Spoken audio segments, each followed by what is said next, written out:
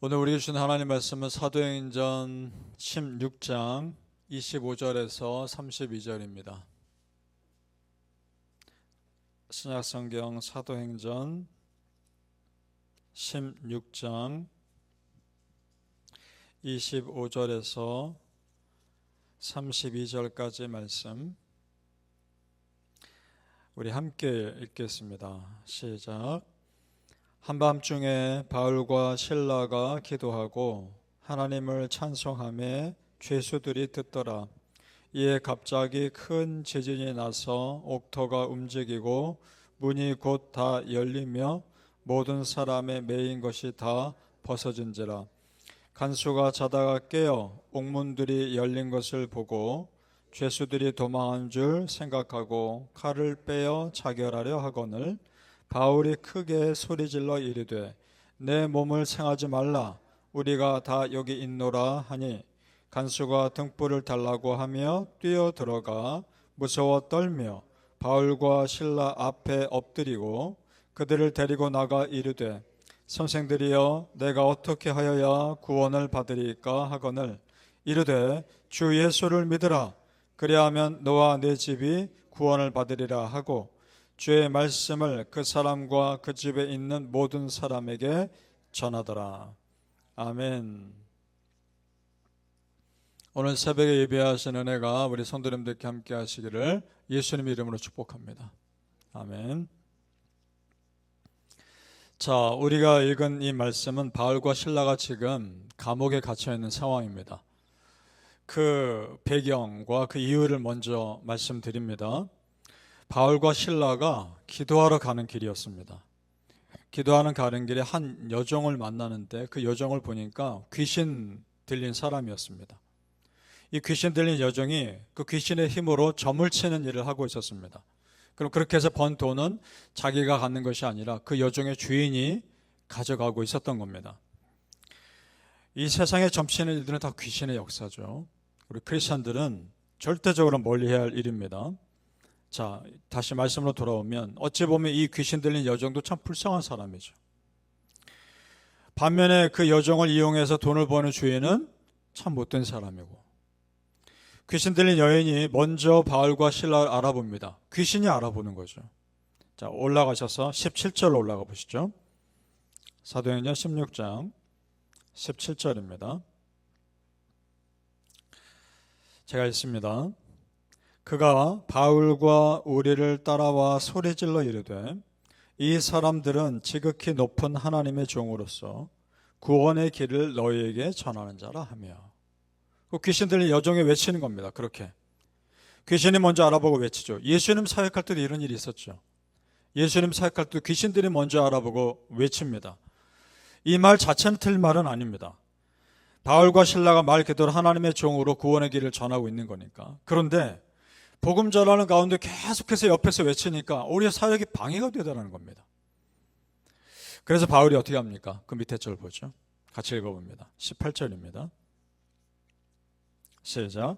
이같이 여러 날을 하는지라 바울이 심히 괴로워하여 돌이켜 그 귀신에게 이르되 예수 그리스도의 이름으로 내가 내게 명하노니 그에게서 나오라 하니 귀신이 즉시 나오니라. 아멘. 지금 그 여인 안에 있는 귀신이요, 겉으로는 하나님을 높이는 것 같지만 실제로는 선교 사역 방해하고 있는 겁니다. 이런 겁니다. 성도님들, 사단이요, 나의 반대 입장에서 내가 하나님의 일을 하는 걸 방해할 수도 있지만 내 편인 척 하면서도 내 사역을 방해할 수도 있습니다. 따라서 분별력이 필요합니다. 그것은 기도에서 나오는 겁니다. 자, 이대로 가만 놔두면 안 될 것 같으니까 그녀 안에 있는 귀신을 쫓아냅니다. 그러니까 어떻게 됩니까? 더 이상 그 여종은 점을 칠 수 없는 겁니다. 그동안 귀신의 힘으로 점을 쳤는데, 그러면 그 주인의 입장에서는 돈을 못 버는 거죠. 그러자 그 여종의 주인이 바울을 고소합니다. 이 비슷한 사건이 있지 않았습니까? 예수님이 거라사 지방에 귀신 들린 사람 쫓아냈을 때 그 귀신 안에 귀신의 떼가 있었죠. 군대 귀신이 있었죠. 그 귀신들이 어떻게 합니까? 돼지 떼에게 들어가서 돼지가 받아 들어가니까 몰살당하지 않습니까?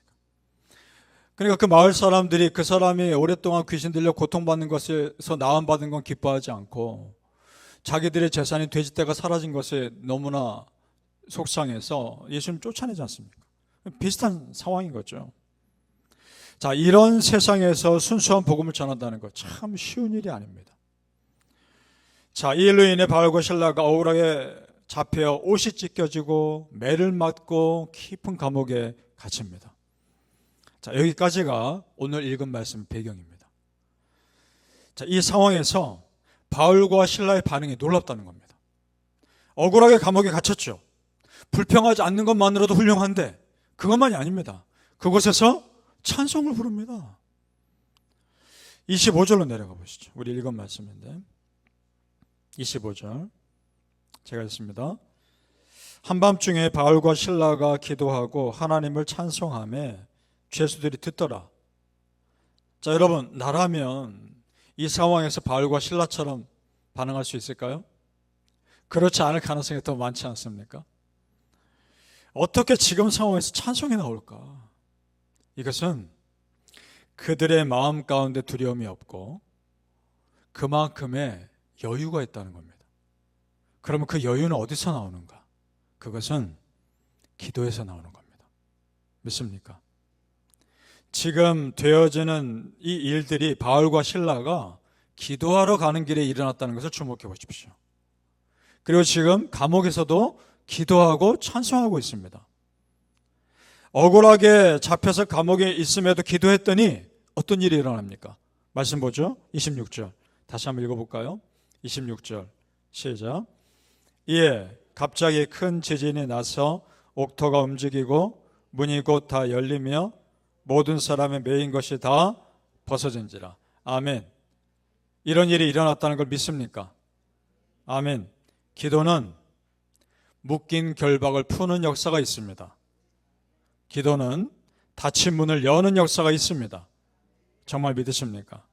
아멘.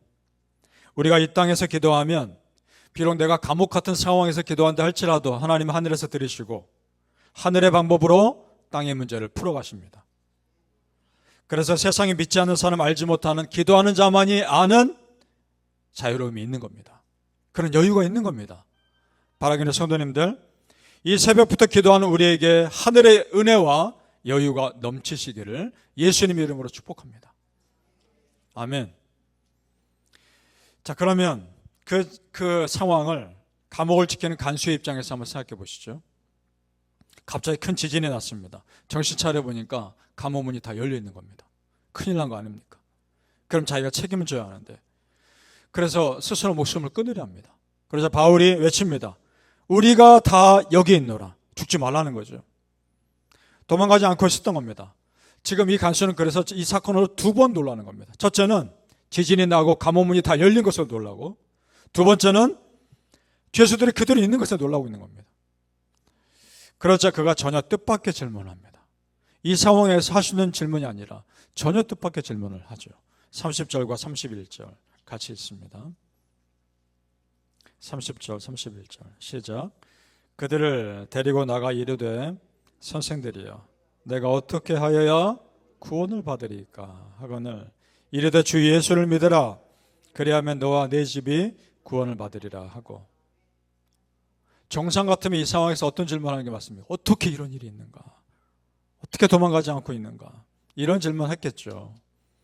그런데 지금 이 사람은 무슨 질문을 합니까? 선생님들, 내가 어떻게 구원받습니까? 이 질문을 하고 있습니다.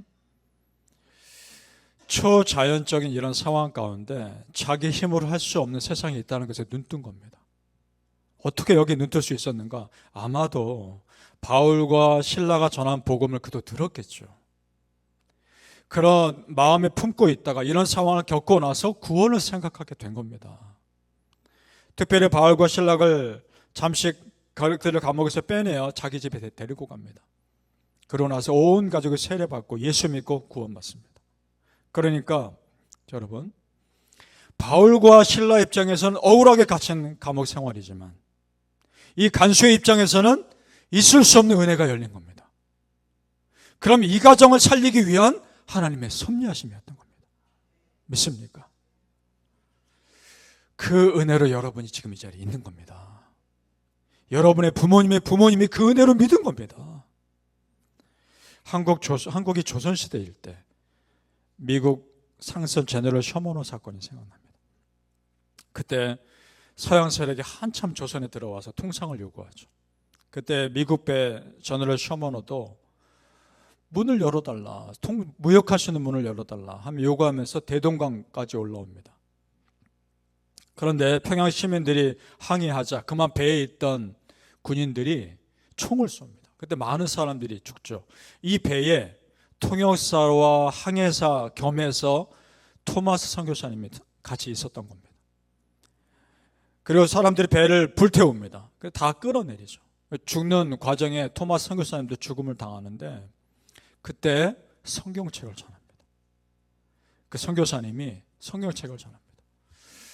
그 성경책, 그때 그 죽음에 앞장섰던 박춘권이라는 사람이 있는데 그 사람도 얼떨결에 그 성경책을 봤습니다.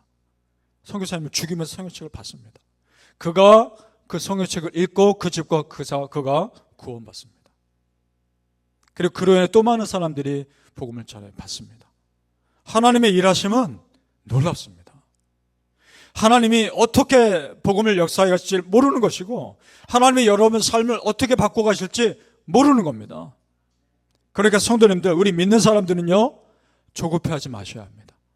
왜냐? 하나님이 내 삶을 어떻게 바꿔 가실지 모르기 때문에. 기도하지 않는 사람은 그 하나님의 일하심을 모르기 때문에 당장 보이는 것만으로 조급하면 불안해하죠. 그러나 우리 믿는 사람들, 기도하는 사람들은 하나님 믿기 때문에 여유를 갖습니다. 바울과 실라가 감옥에서 나온 후의 모습도 참 여유롭습니다. 우리 끝에 절 보죠. 40절. 40절입니다. 시작. 두 사람이 옥에서 나와 루디아의 집에 들어가서 형제들을 만나보고 위로하고 가니라. 아멘. 누가 위로받아야 됩니까 지금? 바울과 실라가 위로받아야 될 상황이죠. 그런데 억울하게 매맞고 감옥에 갇혀 있던 사람들이 나와서 오히려 다른 사람들 위로합니다. 이것은요 믿음에서 나온 여유이고 기도에서 나온 여유입니다. 바라기는 성도님들, 어떤 상황에서도 찬송하시고 오히려 다른 사람들을 위로할 수 있는 그 넓은 여유가 여러분 안에 있으시기를 예수님 이름으로 축복합니다. 아멘.